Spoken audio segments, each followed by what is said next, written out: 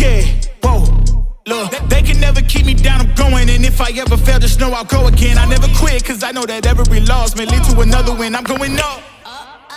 I bet when I land, they gon' tell me it's luck again. See that I'm winning, it's harder to watch. I'm setting the stage, you should give me my props. You ain't got no soul, you lacking the spirit. You talk out your neck, I'ma show you I'm Yeah, my name is Marshall Kemp. I am a professional MMA fighter and a gym manager. Amazing.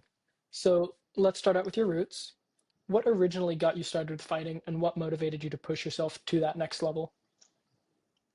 Yeah, man. Originally getting into fighting I was kind of just a scrappy kid. All my friends were kind of scrappy kids as well. You know, we would uh, get boxing gloves and we'd box each other in my backyard or behind the YMCA or wherever we could. We get groups of kids together after school and box each other. And all of us thought we knew how to fight, but none of us really knew how to fight at that time.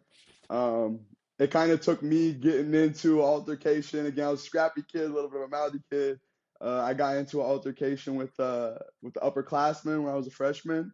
Uh, he beat me up as he should have. You know, I definitely probably deserved that one. And that was the moment I was like, wow, I don't know how to fight. So uh, I knew we had a local jujitsu school at the time. Got in there, so training under Michael Morgan, and again at the time I wasn't like, man, I want to be a professional fighter or I want to make this a career. It was just I want to know how to be able to fight so I could back up my mouth, you know, pretty much. So um, yeah, once I started training, man, I loved it, and um, yeah, after just years of doing it, it was kind of one of those things. Was like, wow, I believe I could be good enough at this to make this a career, you know. So once I knew that, I started really pursuing it heavily. That does lead me right into my next question, which is about Mike Morgan.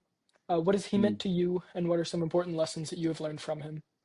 Yeah, man, Morgan, man. Anybody that knows him, he's always just pushing the people around him to be better, and he's always done that for me.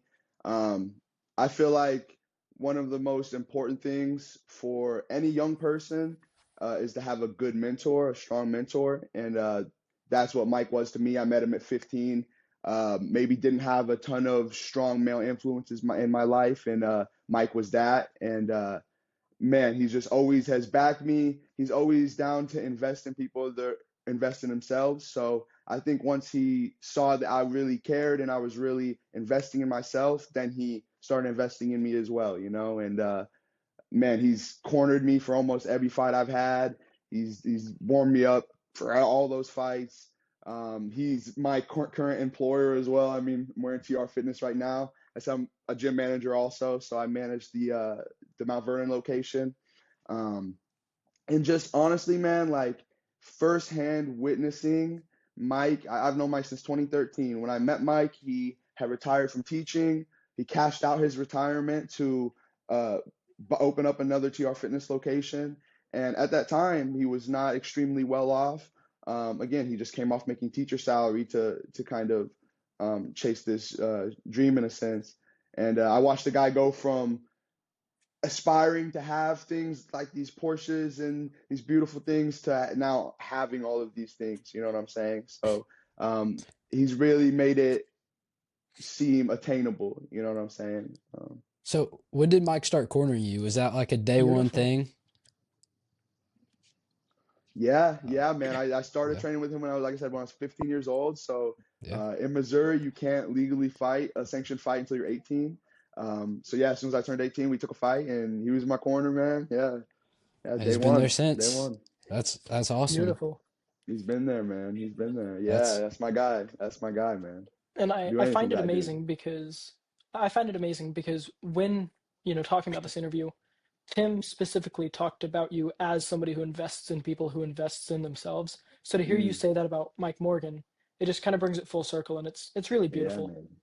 I was gonna say I think that's awesome too, especially because like I've been to some of your fights and I've seen you corner how many young and upcoming MMA fighters that are aspiring to be like you. Like I don't think there's a single person you don't corner for.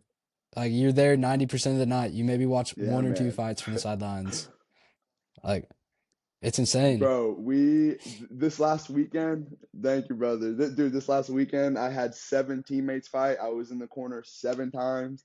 I was in the corner for the first night. Young Panchi, I think he was on. Yeah, Panchi. I was in the corner for his fight. It was the first fight of the night. I was in the corner for the main event for Dalen's fight, the last fight of the night. So And it was a good night. that's young Paunchy's first win, isn't it? Yes, man. He had a couple. Yes, he had a couple short notice fights that didn't go his way.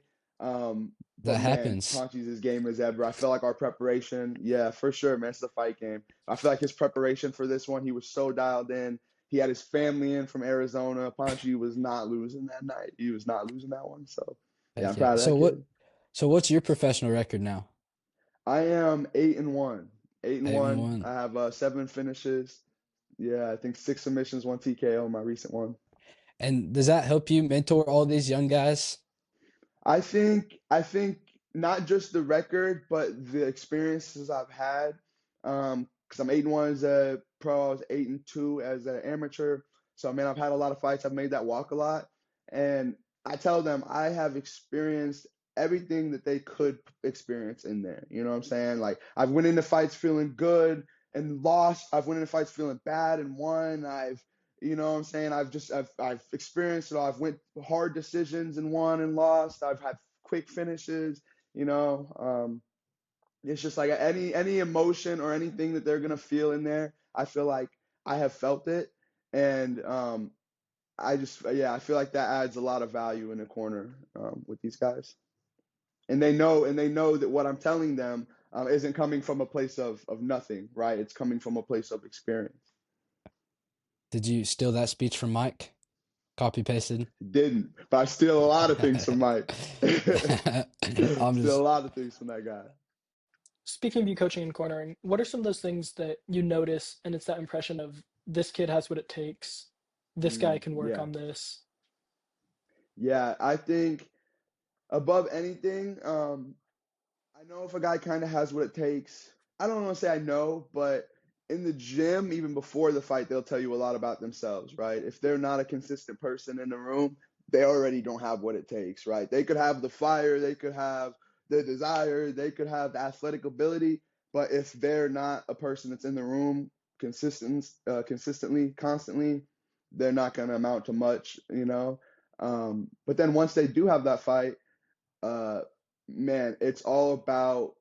I mean, obviously, it might be sound cliche, but it's their mentality, you know, um, the intangibles, you know, because again, you could have all the physical attributes in the world, but if you're not solid here, you're not going to go far in fighting. Um, a great example, Jack. I was talking about last weekend. I had a lot of teammates fight. Jack Schluter last weekend, he showed me that he has what it takes to go far in fighting. And I said we went 6-1 as a team. Jack was the one loss. He lost 29-28 decision. Um, but regardless, man, Jack showed us that Jack could be a world champion because his mindset. He lost the first 2 rounds. He got hurt in the second round. A position I've seen a lot of people just curl up and quit in. And Jack never quit. He never quit on himself. He came out in that third round and just went out the dude and won the third round, dominated the third round, hurt the guy, almost stopped him. Um, and that told us a lot, you know, to not quit on yourself in those moments tells me a lot. Dylan Wilson, I've seen him in those positions and fights and positions that I've just seen so many guys roll over and lay down or tap out or look for that easy way out. Um, and guys who don't ever look for that door out, you know, those are the guys who can go far, I think. Absolutely. And on the flip side of that, what are these things that you see that you're like, all right, this guy might not have what it takes? Yeah, I mean, just the inverse of that, basically, you know, the guys who aren't in the gym.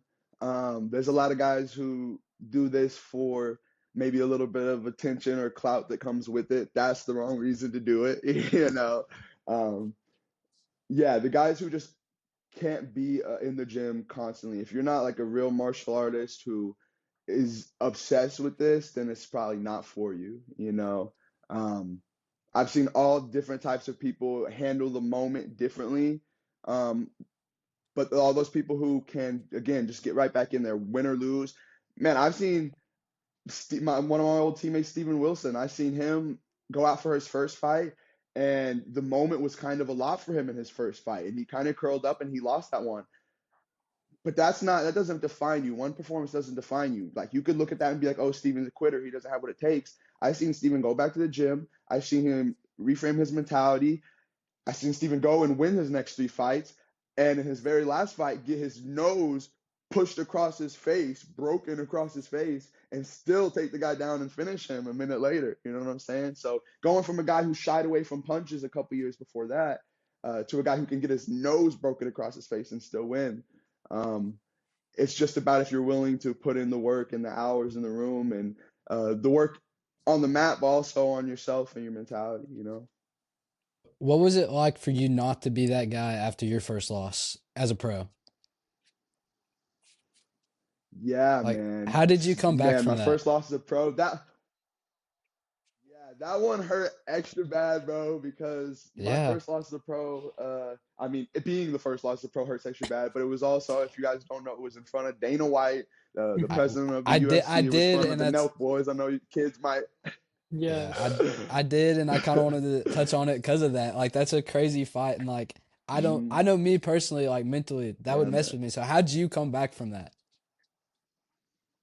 Yeah, man. It's again, I like I said, I've had experiences. It was my first pro loss, but I had lost as an amateur before. I was a highly touted amateur. I was 6-0 before I lost as an amateur, and they all sting, man. Again, that one stung extra. Dana was there. Probably the most tickets I ever sold was there, you know. Um, but yeah, afterwards, man, it's just one of those things where you go back to the room and you know what you have to work on. In that fight, I feel like I don't want to say I underestimated him, but I underestimated him a little bit. You know what I'm saying? I look at this guy and I'm like, there's no way he can beat me. And as soon as you're in a fight that's tougher than you expected it to be, that's a bad place to be. So I think I found myself there in just super high paced fight. So it was just really a lot to take away from the fight. You know what I'm saying? Like we try not to be too emotional when reacting to the fight afterwards and try to really just look at it from a logical standpoint like okay, what could we have done better, what did we do wrong here, and I feel like we did that. We went back to the room and improved on those things, and I've kind of shown in some of my performances since then that I've corrected a couple of those mistakes that lost us that fight. But man, you walk around for a while for sure, and you're just like, you could be having a good day, and you just think about it, and you're like, man, like it'll just hit you in the middle of a good day and ruin your day a little bit. But you get a few wins, and So, you did you look get to past it. talk to Dana after your fight? Man, I did. You could call it talk to. He talked to me, I guess. It was man, What that fight was What was his probably advice the for it? hardest fight of my career. Man, he didn't have no advice, but he didn't have any advice, but he did come to the back right after. I walked back down the ramp to get to the back. Dude, as soon as I got behind the curtains where people couldn't see me, I literally collapsed laying on the floor. I had a broken rib after that fight, but going into that fight, I had a little broken rib too. I believe I might have even had my first concussion in that fight. So I'm laying down on the ground, and all I hear is, "Hey, good fight, kid." And I look up, and it's blurry, but I see Dana standing over me as I'm literally laying on my back and shook his hand. I was like, Dude, Dana, you'll see me again. This wasn't my best performance, and then and that yeah. was that, he walked away. But it made me feel good because my people told me that he didn't go to the back the rest of the night. He came to the back right after that fight, but earlier in the night he wasn't going to the back after all the fights. So, So, at least showed out a little bit for him. is that the goal? Get in front of Dana again and prove that you can come out and you can win and take it all? Of course, man. Of course. Of course, yeah. Heck I yeah. would. The perfect path is like short notice opportunity right to the UFC. You know what I'm saying? I have buddies and Yeah. teammates who have had that path. Um, the other there's pretty much two ways to get in the UFC these days, and it's like be the guy who will raise his hand when there's a short notice fight available, um, or get signed to Dana White's Contender Series, right? So Yeah. either of those paths, I'm down for. At this point, I'm so confident I would literally fight whoever, 155, 170. I don't care who they could call me to fight. Islam Makhachev tomorrow, and I go do it. You know what I'm saying? So Hey, that's where I'm at right now. I just need hey, the opportunity. So. that's a crazy mentality, but I'll applaud you on it. I ain't say I'll beat Islam right now, but I would fight him. I think Shoot, that's important too, knowing that you might not win the fight, but you're more than willing to take it. Oh yeah, man. At that level, Um, like you have to be willing to fight everybody. mhm. Yes. And about that loss, from everything that I have seen, the odds looked in your favor. Does that hit a little harder coming out of that, knowing that the odds were stacked in your favor? Yeah, I feel like the odds are always in my favor, but um, I haven't went into a fight and been like, I'm the underdog. You know what I'm saying? To be completely honest, and there's been fights where people thought I was the underdog, but I've never went into a fight like that, so it didn't really feel any different for me. You know what I'm saying? Like I know that at the end of the day, the guy that beat me, he's a professional fighter. You know what I'm saying? Like he's not some scrub. Like, yes, people thought I was gonna beat him. Yes, I think I should have beat him. I think I'm better than him. I think if we ever ran it back, then it would go differently. But at the same time, he's not a scrub, and on any given day, anybody can beat anybody in fighting. Um, it's not like we have a 7 game series, NBA Finals. Yeah. We have Let's go, Marshall let's Kemp on go. record saying he'll run it back. Too, bro. He hasn't fought since then though. Has he not? Fought since then, yeah. He guess that was the win Huh. he wanted to go out on. I don't know. I think No, that's a beautiful mentality, though, because you'll have a lot of guys, hop on and talk about, well, I'm still better than them. They just, it was a one-time thing, but you're actively saying that, yeah, he's not some scrub. He's a professional for fighter. sure, He got for it on sure, me. for And so sure. I think that's beautiful. Yeah, he got one. He got one, man. He got one. Shout out to him. You know what I'm saying? He worked hard in camp, like I worked hard in my camp. Yeah. Yeah. See, I like that you admit that, but I like the confidence and you could run it back and you could take it. Yeah, What man. And was the Yeah. fight after like? Like, what was it like going into that fight after the loss? Like, did The you have a different mindset of like, hey, I might lose this one, or was it just I'm man, gonna win? I never think, hey, yeah, it's never, hey, I might lose. I've never been like, hey, I might lose. Maybe when you take the fight, it's like, ooh, this guy's tough. Like, I don't know. But after the 6 to 8 weeks of preparation and specifically preparing for this one person and having this person in mind, by the time I make the walk, I always think I can beat anybody. You know what I'm saying? I have so much confidence by the time I make the walk. But going to that one, it definitely was like a mental hurdle to get over.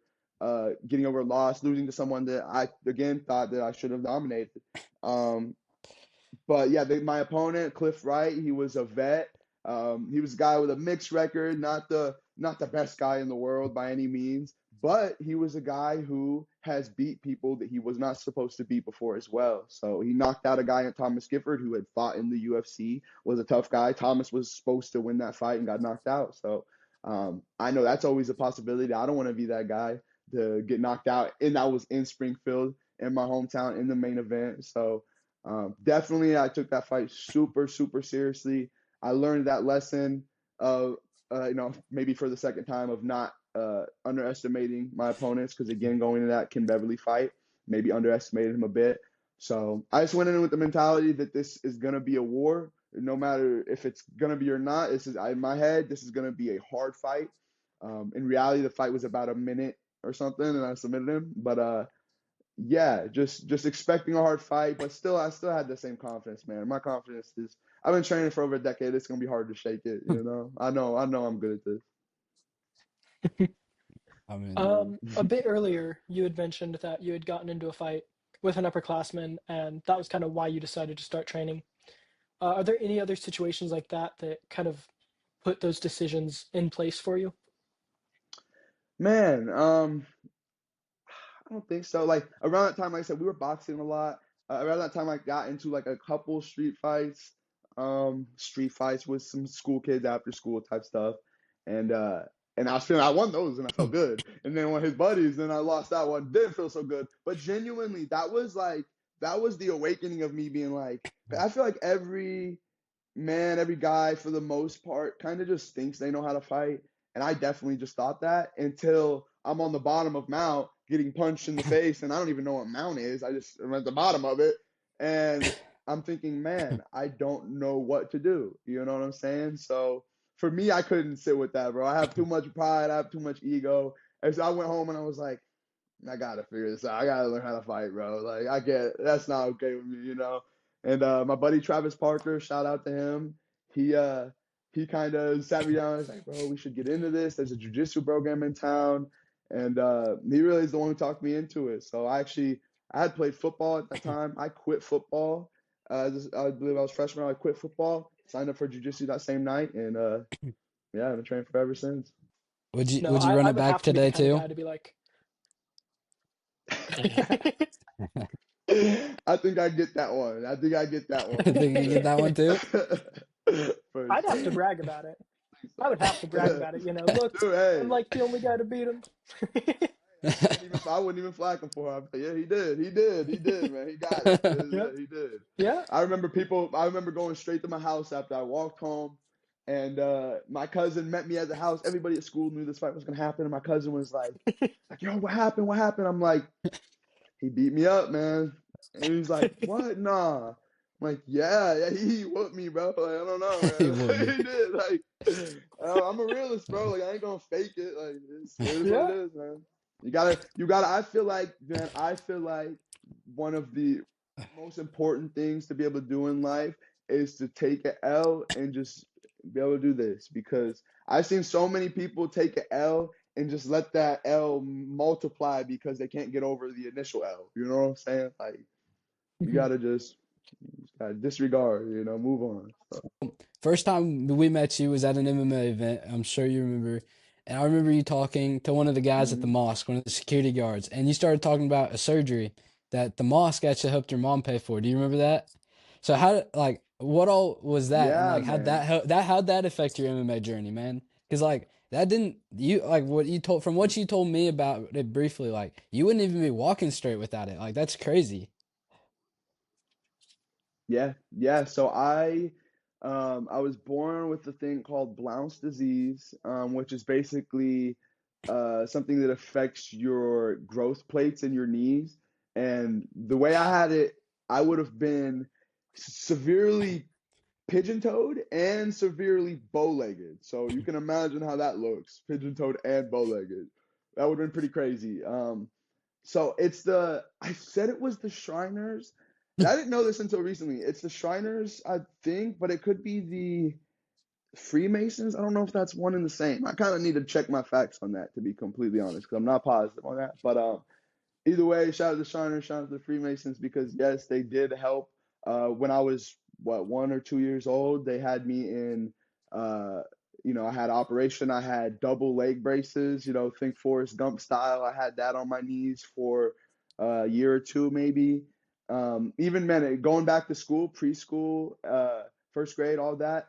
You remember crisscross applesauce? Like I physically couldn't sit crisscross. I couldn't cross my legs like that. I would sit W'd out. You know how that looks with your heels and your legs behind you. I would have to sit like that because that's the only way I could sit.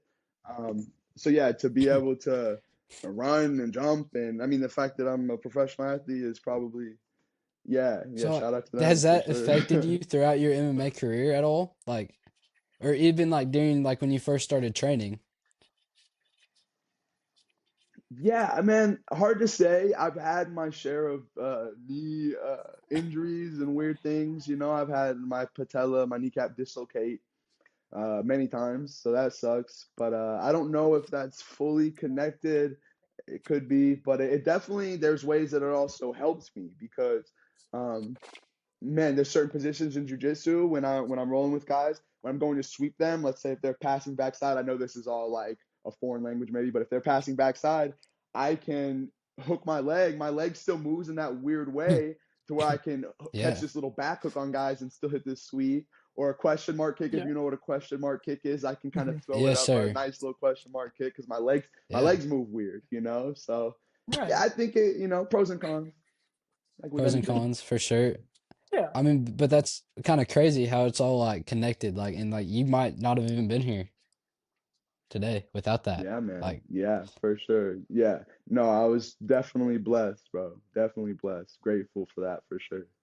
So looking forward, what are some other goals you have this year, whether it be personally or professionally?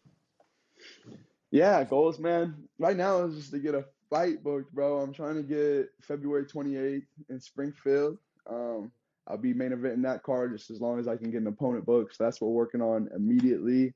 Beautiful. I would like to defend my pro title in Springfield at least once this year. I would like to fight at least 3 times, maybe 4 times this year. Um, And big goal this year is getting signed to the big show, right? Getting signed to the UFC. If ONE FC comes calling, if PFL comes calling, just a major organization is the number one goal this year. Outside of that, man, just continue to, for my family to grow, for my son to be healthy and continue to learn, man. He's so smart. So just continue to expand on all of that. But So I seen a video about I seen a video about this last fight of you and a guy backstage. What's up with that? Can I ask? that's so Let's funny, bro. Yeah, of course. I don't. Yeah, let's go, I'm off bro. book, bro. So, uh, Let's go. yeah. So, man, that video was so funny, man.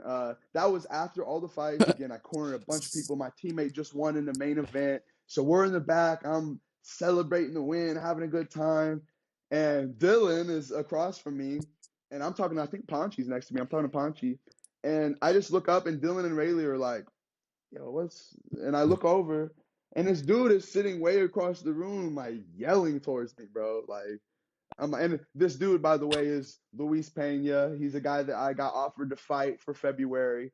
I said yes. He verbally said yes. He took a different fight, got offered more money. Good for him, you know. But I guess words were said. My girl asked him why he didn't take the fight. He got all butthurt about it earlier in the night. So he was yelling at me about that. Um, I got up, walked over to him, basically let him know that you don't need to yell at me because you can't intimidate me. I literally wanted to fight you. I want to fight you actively. So he's like, don't try to intimidate someone who wants to fight you, bro. That don't make any sense. So we had our words back and forth. It is what it was, and if that fight happens in the future, that might be some good promotion for the fight. Heck yeah. I'm always We'll down to come make it happen. we'll come Let him back get to his this payday if he interview, wants this to give that fight story. in the future. Heck Yup, yeah. definitely, I definitely. I just know when that fight happens, I'll be there. I'll remember that name. That'd be a good one Yes, to watch. yes, bro. Yes, that one, That'd man. be a good one. People always want. They're like, Marshall, talk trash, blah blah blah, do this and that. I respect so many of these guys that I fight, bro. I got so much respect for so many of these guys that it's hard to. I'm a genuine person. I'm not gonna manufacture trash talk, but I am. People have seen me trash talk, but that's just because if it's warranted, I'll do it. So if I get this fight, I would be promoting this fight like crazy. Y'all would hear stuff from me that y'all want to hear for sure. Yeah, that one would do well in Springfield, I think. So fingers crossed. But You know, and a second ago, you had mentioned your son. Speaking of him, would your footsteps be something you would want him to follow, or would you want him to find a different path to success? yeah, man, I think probably being a professional fighter isn't what most parents want for their kid. You know what I'm saying? Like, I'm very aware of brain damage. I'm very aware of CTE, and I've seen it affect people. Man, I don't even want my son to play football, to be honest. Like I know Mount Grove's a football town. They might not like that, but man, football is brutal on your head, and fighting Hmm. can be as well. Um, so, and on your body for sure, man. I'm 27. Hmm. Boys, I have chronic pain, dude. Like if you're doing fighting anything for other than you love it, then you shouldn't do it because it's hard, man. So if he loves it, it's gonna be hard to stray him away from that path that I took, obviously. But really, man, we're introducing him to everything. We want him to be musical. We want him to be, man. We want him to be a little bookworm right now. Like he's almost 2 years old. He already knows his alphabet. You know what I'm saying? So we want him to be academically inclined. We want to give him all the opportunity to do whatever he wants to do, right? So whether it's pursue sports, combat sports, or otherwise, whether it's musical, whether it's something academic, whether it's dance, like I don't care. What he wants to do, we're gonna give him all the tools to succeed in that. Amazing. But fighting is not at the top of my list, though. That's for sure. And I think it's funny that you bring that up about football because we've got a lot of guys in this community who have said, look, for as much as it's hurt my body, it's just something that I enjoy. Whether it be an Aiden Estep or an Aiden Barb, they love the Yeah. sport, but they also Mhm. do recognize the toll that it can take on one's body. It's brutal. Yeah. Oh yeah. Football.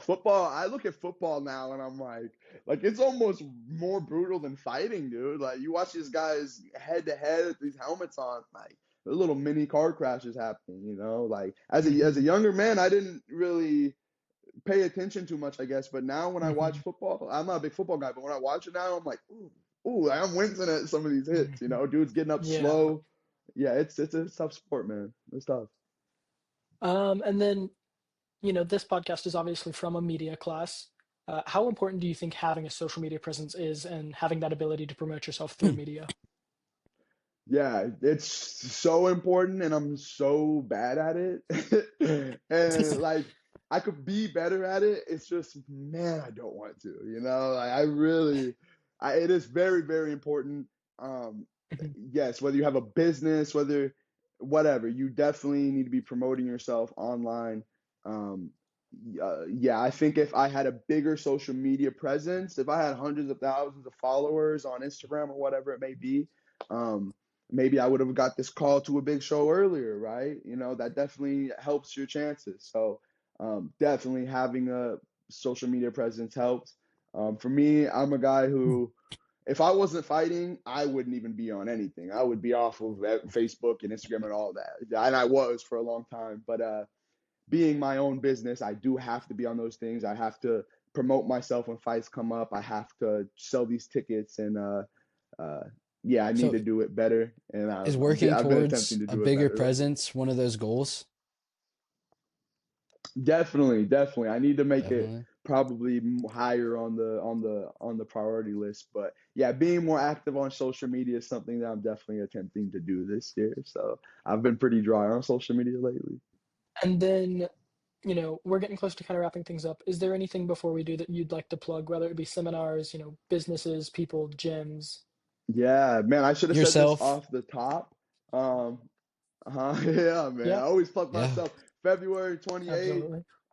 Absolutely. Springfield, the That's what we're Shrine about. Mosque, main event. I'm gonna be hurting somebody. So, man, come out. Every time they Yeah. introduce me, they say fighting out of Mountain Grove, Missouri. So, man, this is for everybody that come from where we come from. I don't know a lot of professional athletes that come from where we come from. So, to be able to be one of those people, you know, means a lot to me to be able to carry that banner for us. So definitely show up and be loud. Outside of that, man, Jiu-Jitsu Outlet, I should have plugged that right from the top. The Jiu-Jitsu Hmm. Outlet, we have a Jiu-Jitsu program that we run on the square in Mountain Grove, Missouri. We have an awesome Hmm. program. I'm there every like other weekend teaching. My boy Travis, my boy Paul, they teach through the week. Hmm. They're awesome. Travis is actually, I told the story earlier. He's the guy who I started training with day one in 2013. So it's pretty cool. Another kind of full circle moment.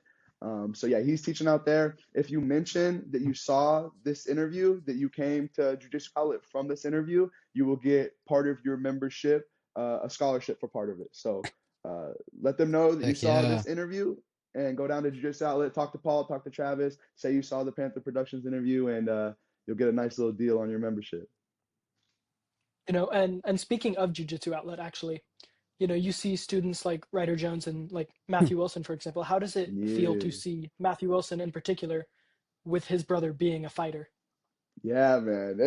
I'm so excited for this young generation of guys. Matthew is gonna be good, man. Like I don't know if y'all know this. Matthew is gonna be such a Bro. problem. I'm so excited for I it. He's can't what, wait till his 16 first right pro now. fight. Yes, bro. His first It pro will fight will come, be man. The kid is a crazy. dog. From the first, people were telling me his grappling is really good, and it is. And then when he came to Friday sparring for the first time, though, that's when I was like, oh wow, no, this kid can be a problem because again, he's 16. I'm a 27-year-old grown man, professional fighter, and I'm going with Matthew, and he has no fear in his body, bro. Like I go with grown men who are also pros, who are also that I can kind of make have anxiety in there when we spar. I didn't feel that from Matthew. You know what I'm saying? I busted It, his nose. He's bleeding. His nose yeah, is bleeding. I remember that. I He's was about to not, ask dude. about He's not that. worried about it, bro. I had to because he was good. Like he would step in the pocket and he'd throw five punches at a time. You know what I'm saying? So I got to I keep this I kid rem- off me with a jab or I something. Yeah, remember I remember Matthew yeah. coming to church that next Wednesday and he was like, "You won't believe who I got to spar with." And he's like, "I got to spar with Marshall Kemp." I was like, "No way." He goes, "Yeah, bloodied my shirt. Like completely it was all blood." Like He's like knocked the crap out of me, but I It want to was a do it lot of again, blood. which is crazy. Yeah, man. Yeah, he's wild, bro. Him and Dylan are both bleeders too, so that nose be it be bleeding sometimes. But that really his nose was gushing and he was not worried about it at all. You know what I'm saying? This he's a dog, so I'm definitely excited to be in his corner in a couple years when he's 18. You know. Beautiful. And And then that was going to be my And next Ryder as question. well, man. Ryder's awesome, bro. I'm so happy that he's Uh, been in the Mountain Grove program, and yeah, I got a lot of love for these kids, so I'm excited for their futures.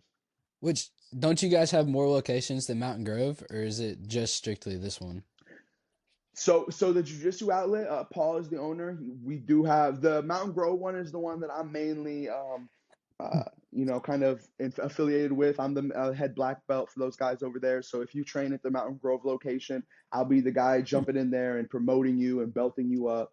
But yeah, Paul also does own locations in Salem and Houston, Missouri as well. So anybody in those areas, man, check them out.